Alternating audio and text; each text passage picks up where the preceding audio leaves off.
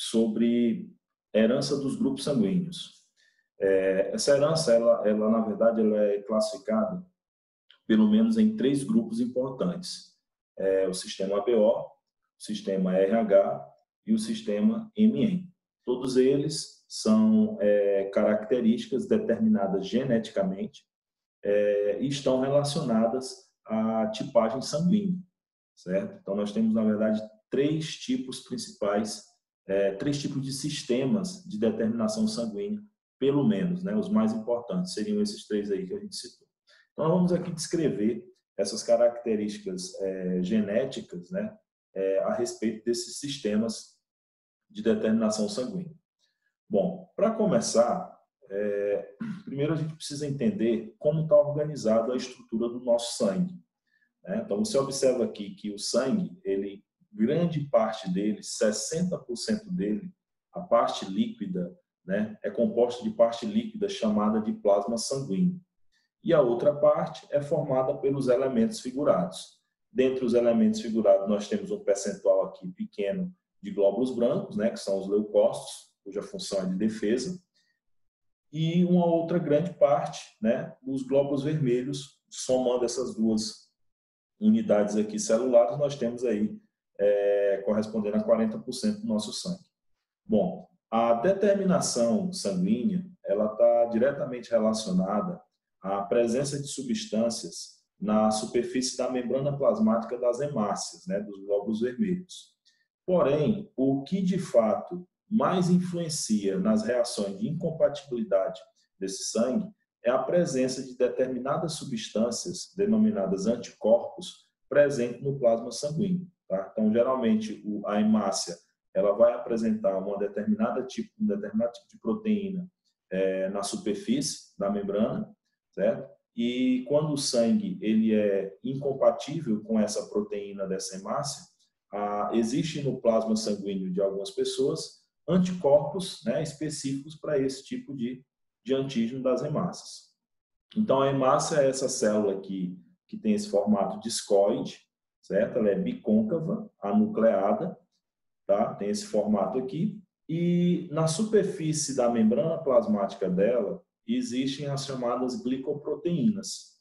O que são essas glicoproteínas? São substâncias, na verdade, uma associação de carboidratos e proteínas que estão localizadas na superfície da membrana e são proteínas de identificação, são proteínas que podem atuar como antígeno, né, para determinado tipo sanguíneo.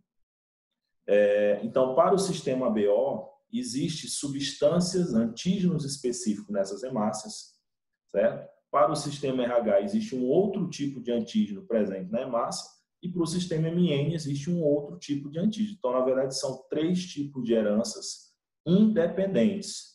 Apesar de determinarem tipos sanguíneos, mas o sistema ABO, o sistema RH e o sistema MN, eles são determinados por substâncias, né, por antígenos que estão presentes na superfície da membrana, mas que são determinados por genes completamente diferentes. A única relação que um tem com o outro é que fazem parte, né, da tipagem sanguínea.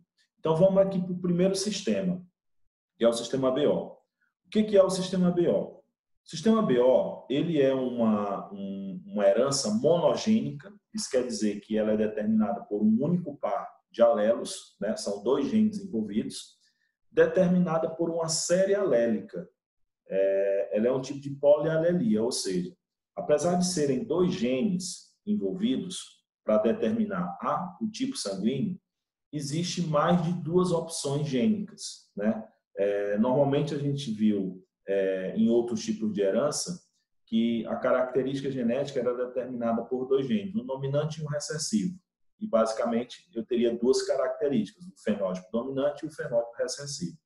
Quando se trata de um caso de polialelia, o que acontece? Você tem mais de 2 genes envolvidos e, consequentemente, você vai ter mais de 2 fenótipos produzidos. É o caso do sistema ABO. Tá? O que esses genes determinam? Eles vão determinar a produção ou não, tá, de determinadas glicoproteínas, que são aquelas que eu mostrei lá na superfície da membrana, que vão estar presentes na superfície dessa membrana. No caso do sistema ABO, o nome da glicoproteína é o aglutinogênio, certo? É chamado de aglutinogênio, ele recebe esse nome porque a descoberta dele foi justamente a partir de uma reação de incompatibilidade de hemácias que possuíam um determinado tipo de glicoproteínas com o sangue de um receptor que possuía um determinado tipo de anticorpo, certo? E o que esses anticorpos fizeram com essas hemácias? Eles aglutinaram, tá? Eles aglomeraram, eles fizeram com que essas hemácias se aglomerassem como se fosse uma espécie de coágulo, tá? Então, essas substâncias foram determinadas, foram denominadas como aglutinogênio, beleza? Então, no sistema BO, existem dois tipos de aglutinogênio. Existe o aglutinogênio A, né, que está representado aqui nessa figura, né, dessa maneira aqui, aglutinogênio do tipo A. Existe o aglutinogênio do tipo B, ou seja, existem hemácias que têm somente aglutinogênio do tipo A, existem hemácias que têm somente aglutinogênio do tipo B, existem hemácias que possuem os dois tipos de aglutinogênio, certo? A e B, e tem hemácias que não têm aglutinogênio, né? Que é o chamado sangue zero, né? Também popularmente conhecido como sangue O. Então, você já observa aqui que o sistema BO ele é determinado pelo tipo de aglutinogênio que está presente na superfície das hemácias, certo? Dependendo do tipo de aglutinogênio, você vai ter o tipo sanguíneo correspondente. Tipo A vai ter aglutinogênio A, tipo B, aglutinogênio B, tipo AB vai ter os dois tipos de aglutinogênio e tipo O não tem nenhum tipo de aglutinogênio, certo? Então, essas são as glicoproteínas que determinam o sistema BO. Os genes envolvidos, observe que aqui eu não tenho um gene dominante e um gene recessivo. Na verdade, eu tenho três genes envolvidos.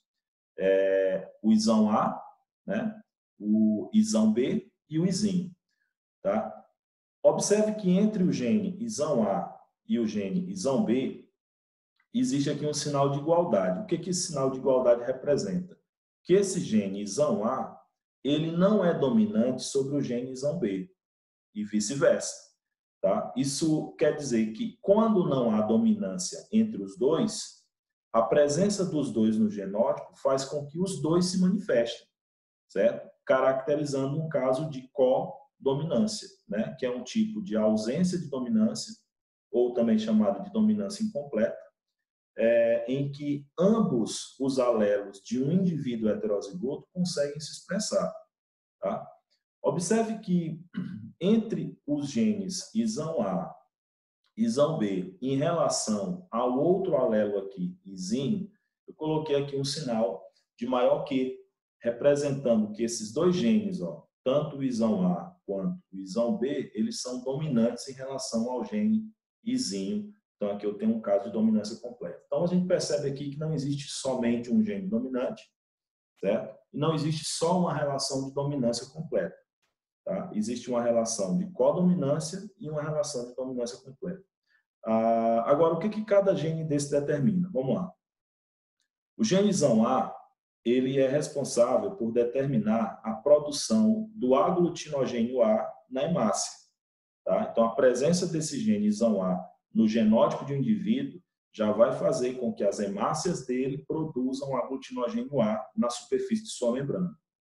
O genezão B, ele determina a síntese de aglutinogênio B nas hemácias, certo? E o genezinho, ele vai impedir a síntese de aglutinogênio nas hemácias, certo? Eu tenho três condições aqui.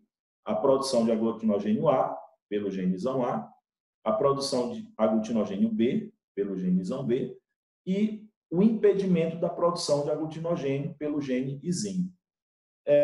Então, deveriam ser só três tipos de sangue, se a gente fosse levar em consideração somente essa relação. Só que, se você observar que entre o gene isão A e o gene isão B não existe dominância, significa dizer o quê? Que a combinação desses dois alelos determina um quarto tipo sanguíneo, que é o tipo AB. Então, nós temos aqui as seguintes relações de dominância aqui no sistema de fenótipos, né, e genótipos no sistema ABO. Então, vamos lá. A pessoa que tem sangue A, deixa eu voltar aqui. A pessoa que tem sangue A, ela vai ter esse sangue, por quê? Porque nas hemácias dela, né, existem aglutinogênios do tipo A. Para que isso aconteça, ela tem que ter uma combinação genotípica, ou seja, ela tem que ter um genótipo que seja homozigoto, isão A, ou isão A izinho, certo? Só que tem um detalhe, pessoas que têm aglutinogênio A na hemácia vai ter aglutinina anti-B no plasma, ou seja, ela tem o sangue A, mas possui um anticorpo para B. Isso faz com que ela não aceite hemácias que tenham aglutinogênio B, ou seja, ela não vai aceitar sangue B, né, numa doação eventualmente aí. As pessoas que têm fenótipo B, elas são assim por quê? Porque produzem nas hemácias aglutinogênio B. Para que ela tenha esse fenótipo, ela precisa ter genótipos isão B ou isão B izinho. Por que o isão A izinho expressa aglutinogênio A? Por que o isão B izinho expressa aglutinogênio B? Porque tanto o gene isão A quanto o gene isão B, eles são dominantes em relação ao gene izinho. Então, existe uma relação de dominância aqui. Tá? As pessoas que são B, elas vão ter aglutinogênio B nas hemácias e anticorpos anti-A no plasma, certo? Então, tem essa rejeição para o sangue do tipo A. Quem é do grupo AB, tá? É porque nas hemácias ele vai ter tanto aglutinogênio A quanto aglutinogênio B, certo? E para que isso se manifeste, ele tem que ter um genótipo heterozigoto. Observe que aqui existe o gene isão A e o gene isão B. O gene isão A não é dominante sobre isão B. O gene isão B não é dominante sobre isão A. Isso quer dizer que na presença dos dois, os dois se manifestam. Então, se esse sangue tem nas hemácias aglutinogênio A e aglutinogênio B, ele não pode ter no plasma anticorpos para A e B, porque senão ele ia atacar o próprio sangue. Então, ele não possui anticorpos para o sistema BO. Isso faz desse sangue aqui um receptor universal, né? Porque como ele não tem nenhum tipo de defesa para o sistema BO, ou seja, para os aglutinogênios, ele não vai atacar eventuais hemácias que forem transplantadas para ele numa doação. O que é o sangue O, né? Também chamado de sangue zero? Ele é um sangue que as hemácias não irão produzir o aglutinogênio, nem A e nem B, certo? Para isso, ele tem que ter o genótipo recessivo, izinho. Em contrapartida, uma pessoa que tem o sangue O, ele produz tanto anticorpos anti-A como anticorpos anti-B. Ou seja, ele pode doar para todos os tipos de sangue, porque ele não tem antígeno na hemácia, ou seja, ele não possui aglutinogênio, então ele não vai estimular no sangue do receptor uma defesa, porque ele não tem aglutinogênio. Porém, se ele recebe sangue de A, por exemplo, o que o grupo A tem? Aglutinogênio A. E o que o O tem? Anti-A. Não pode. Se ele recebe sangue de B, o que o grupo B tem? Aglutinogênio B. E o que tem no plasma do O? Anti-B. Então, também não serve. Se ele recebe sangue de AB, o que vai acontecer? O que tem no sangue AB? Hemácias com aglutinogênio A e com aglutinogênio B. O que tem no plasma do O? Anti-A e anti-B. Ou seja, o grupo O, ele apesar de ser um doador universal, ele tem anticorpos tanto para aglutinogênio A como para aglutinogênio B. Então, ele não vai poder receber de outro tipo de sangue a não ser dele mesmo. Então, você tem aqui duas condições. O O, que é um doador universal, porque não possui aglutinogênio, a gente já vai ver algumas ressalvas para isso, né? Não é bem assim um doador universal em qualquer circunstância. E o AB ele é um receptor universal, porque ele não tem aglutininas. Então, a partir daí, a gente tem essa compatibilidade sanguínea no sistema BO. Numa eventual transfusão, o grupo O ele pode doar para A, pode doar para B, pode doar para AB e doa e recebe dele mesmo. Portanto, ele é um doador universal. O grupo A, ele doa para AB, o grupo B também doa para AB. Observe que o grupo AB recebe de A, recebe de O, recebe de B e dele mesmo. Então, ele é considerado um receptor universal. E o grupo A, né, doa e recebe para ele, o grupo B também. Então, você tem aí as relações de transfusão sanguínea. O que eu falei que o grupo O ele não pode ser um doador universal em qualquer circunstância? O grupo O, no plasma dele, existem aglutininas anti-A e anti-B. Tá? Então, quando se doa o sangue ele vai com todo aquele conteúdo que existe. Vão os elementos figurados, né? Hemácias, leucócitos, plaquetas, e vai o plasma sanguíneo. Então, se eu doar, por exemplo, sangue O para uma pessoa que é A, né? O O é doador universal. O que eu vou estar colocando no sangue dessa pessoa A? Eu vou estar colocando hemácias, que não tem aglutinogênio, então não vai ter problema. Porém, se esse sangue for transplantado em grande quantidade, eu vou estar colocando no sangue do receptor anticorpos anti-A e anti-B. Esse anti-A pode muito bem atacar as hemácias do receptor. Então, dependendo da quantidade de sangue, o grupo O ele não pode ser também transplantado para outro tipo sanguíneo, certo? A mesma coisa vale para o grupo AB. O grupo AB por um outro motivo. Por quê? Porque o grupo AB, se eu receber, né? Se ele receber grande quantidade, por exemplo, de A, tá? O que tem no sangue A? Anti-B. Então, vai atacar as hemácias do grupo AB, porque o grupo AB também tem aglutinogênio. Como é que eu faço, então, para fazer a identificação através de um teste de reação do tipo sanguíneo em relação ao sistema ABO? Bom, a gente utiliza aqui 2 reagentes contendo uma solução anti-A, né, num recipiente, numa pipeta aqui, e na outra pipeta um soro anti-B. Para que servem esses soros? Eles servem para identificar no sangue que eu estou investigando qual é o tipo de aglutinogênio que vai estar presente. Então, eu vou misturar a esses reagentes, eu vou misturar 2 gotas de sangue de uma pessoa. Então, eu peguei aqui 2 gotas de sangue de uma mesma pessoa e misturei com o soro anti-A, a primeira gota, e com o soro anti-B. E a partir daqui eu vou observar as reações. Se a reação foi de aglutinação, é porque existe a presença daquele aglutinogênio. Por exemplo, aqui eu botejei soro anti-A e reagiu, significa dizer que nesse sangue tem aglutinogênio A. Se aqui eu coloquei soro anti-B e não reagiu, significa dizer que aqui não tem aglutinogênio B, né? Então, repetindo aqui, eu coloquei soro anti-A e reagiu, significa dizer que tem aglutinogênio A, corrigindo. Eu coloquei soro anti-B, não reagiu, significa dizer que não tem aglutinogênio B. Então, esse sangue aqui, no caso, seria sangue A, né? E não sangue B. Seria exatamente isso aqui. Né? Eu tenho aqui 4 possibilidades de resultados. Isso eu estou levando em consideração apenas o sistema BO. O sistema RH não está sendo ainda investigado aqui, porque ele é um outro tipo de herança. Eu teria que usar um outro tipo de reagente para fazer essa reação. Então, vamos ver isso aí em outra situação. Então, aqui eu tenho 4 placas, né? 4 placas, 4 lâminas, melhor dizendo, e foi colocado sobre cada lâmina, né, 2 gotas de sangue.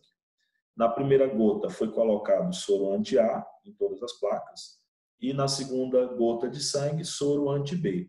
E esperou-se aí as reações, né? Normalmente de 1 a 2 minutos você tem aí um resultado dessa reação. Por exemplo, na primeira placa, na primeira lâmina, a gente observa que ao colocar soro anti-A, houve uma reação de aglutinação. Então, significa dizer que aqui tem aglutinogênio A. Sobre o mesmo sangue, eu coloquei anti-B. Não reagiu. Ou seja, esse sangue ele tem aglutinogênio A, porque teve reação, mas não tem aglutinogênio B. Então, ele é um sangue do tipo A. Tá? Nessa segunda lâmina, né, foi feito o mesmo procedimento, só que a reação aconteceu somente com o soro anti-B. Isso quer dizer que esse sangue tem aglutinogênio B, mas não tem aglutinogênio A. Tá? Então, ele é um sangue do tipo B.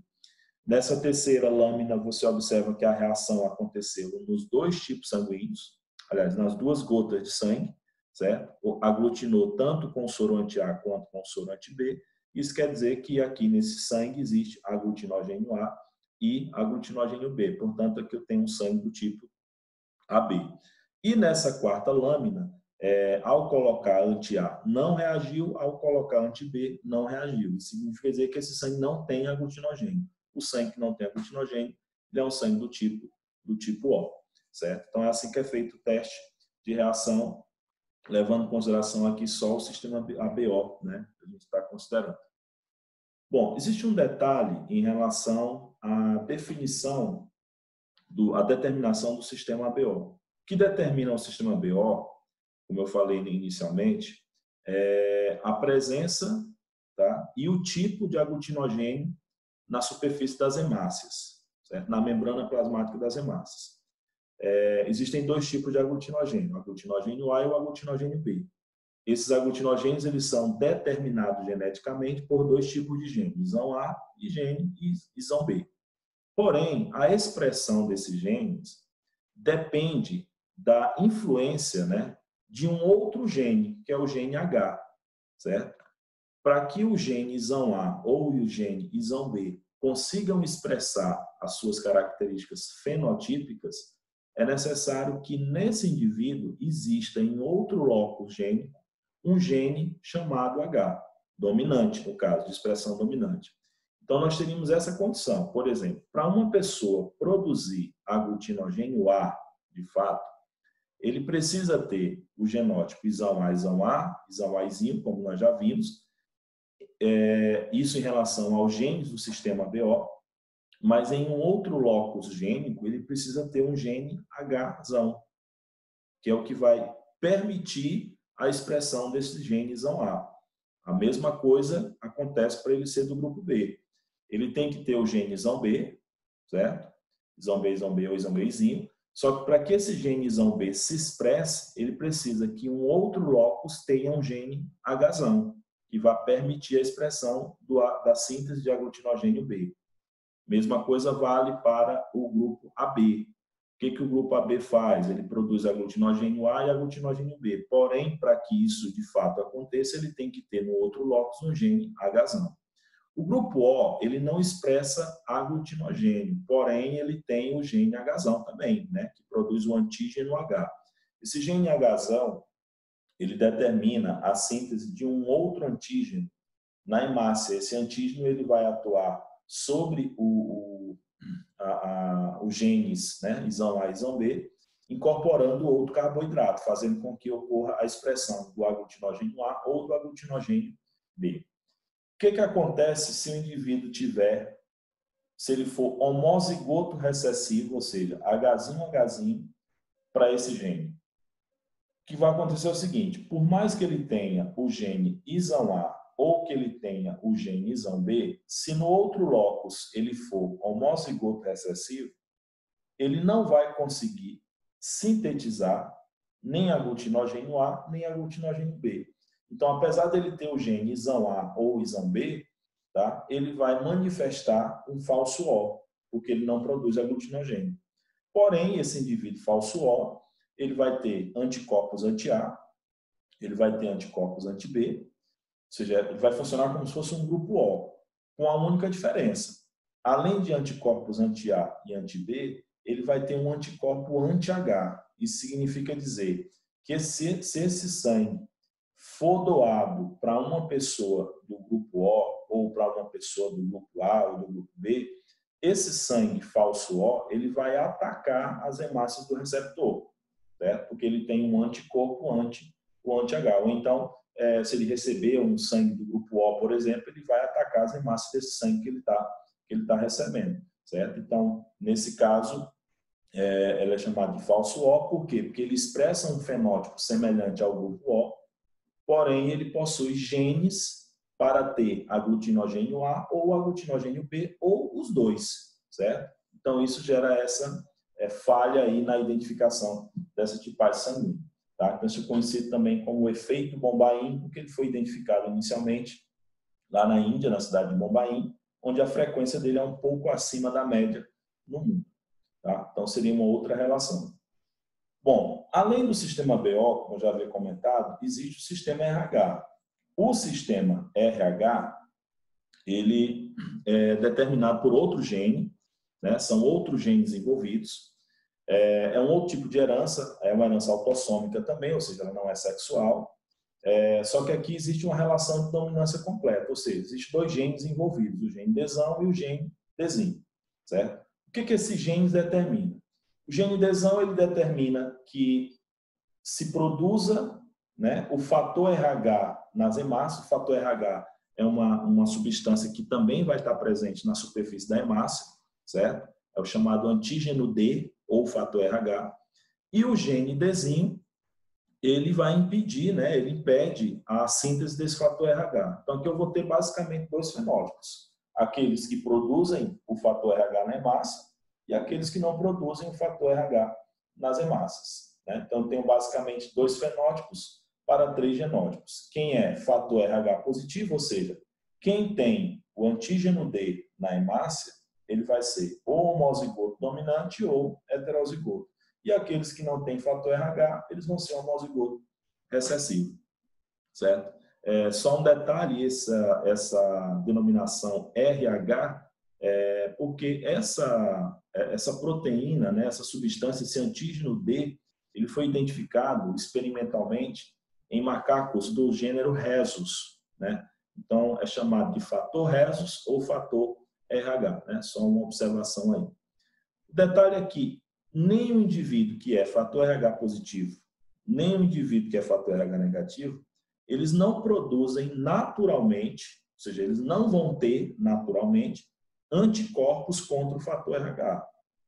Porém, eles podem passar a produzir esses anticorpos anti-RH a partir do momento que o indivíduo que é RH negativo entra em contato com o sangue RH positivo. O contrário não acontece, né? Então, se uma pessoa é RH negativo e transfere sangue para uma pessoa que é RH positivo, não vai acontecer nenhuma reação. Por quê? Porque o sangue RH negativo ele não tem fator RH.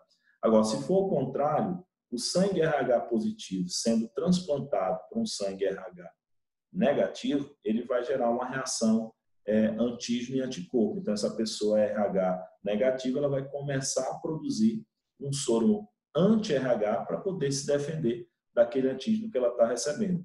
Isso pode acontecer, por exemplo, numa relação materno-fetal, que é conhecida como eritroblastose fetal, também denominada doença hemolítica do recém-nascido, né? Em que a mãe, ao ser sensibilizada em uma gestação anterior, ela começa a produzir anticorpos anti-RH e aí, durante uma outra gestação, ela transfere esses anticorpos para o sangue da criança, né, via placentária, e esses anticorpos começam a atacar as hemácias dessa criança, que vai sofrer, a hemácia vai sofrer lise e vai ter uma série de complicações aí, né, gerando problemas para esse recém-nascido.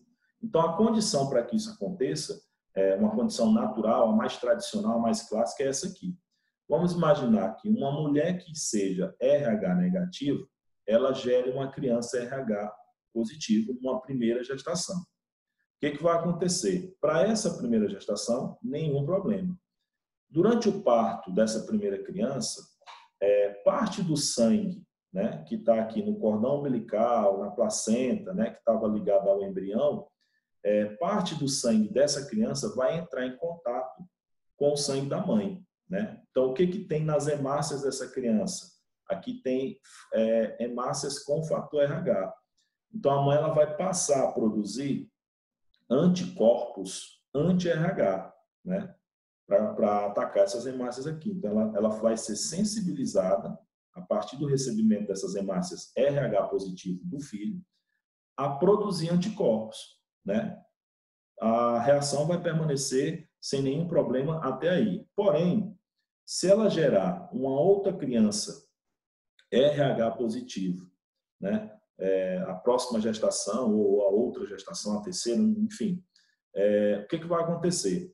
Como ela já tem no seu organismo os anticorpos anti-RH que ela produziu lá na primeira gestação, esses anticorpos eles vão atravessar a barreira placentária e vão atacar as hemácias do filho. Então, essa segunda criança ela vai desenvolver a eritroblastose fetal. Essa situação ela pode ser contornada já aqui na primeira situação, na primeira gestação, quando essa mãe tiver essa primeira criança RH negativo, RH positivo, o que pode acontecer? Identificando esse problema, né, essa mãe ela tem um certo tempo para receber um soro anti-RH, certo? Esse soro anti-RH ele vai, vamos dizer assim, destruir as hemácias que ela está recebendo do filho e evitar essa sensibilização, certo? Então, essa mulher ela não vai ser sensibilizada a produzir anticorpos anti-RH. Isso significa dizer que se ela gerar um outro filho RH positivo, ela não vai ter esse problema aí de incompatibilidade sanguínea, certo? Então, isso aqui é conhecido como eritroblastose fetal, tá? Outro sistema sanguíneo é o sistema MN, esse é menos relevante, certo? Por quê? Porque ele é um sistema que não envolve a produção de anticorpos. Ele é um caso de dominância incompleta também, do tipo codominância. Existem 2 genes envolvidos, o LM, que determina a síntese de antígeno M na hemácia, e o LN, que determina a síntese de antígeno N nas hemácias. Observe que aqui eu coloco o sinal de igualdade sempre que um alelo não domina o outro, tá? Então, basicamente existem 3 fenótipos. Indivíduos que pertencem ao grupo M vão ser homozigoto para M, né? LM, LM. Indivíduos que pertencem ao grupo N vão ser LN, LN, e os que são MN, LM, LN, certo? Então, normalmente não se fala tanto nesse sistema MN, principalmente não se faz testes para identificar o sistema MN por uma razão bem lógica. Clinicamente, ele não tem muita importância para a medicina, porque ele não produz anticorpos nem anti-M e nem anti-N. Isso quer dizer o quê? Que se uma pessoa é do grupo M e doar sangue para uma pessoa do grupo N, não vai ter nenhum problema em relação à incompatibilidade. Em nenhum desses grupos aqui existe relação de incompatibilidade. Então, clinicamente ele não tem muita importância, porém, geneticamente ele tem a sua importância porque ele é um tipo clássico de codominância. Então, finalizando aqui, nós descrevemos aqui 3 tipos de herança sanguínea. A herança do sistema ABO, que é determinado por uma série de 3 alelos, isão A, isão B e isim. A herança do sistema RH, que é uma relação de dominância completa, envolvendo 2 alelos, basicamente, o gene Dzão e o gene Dzim.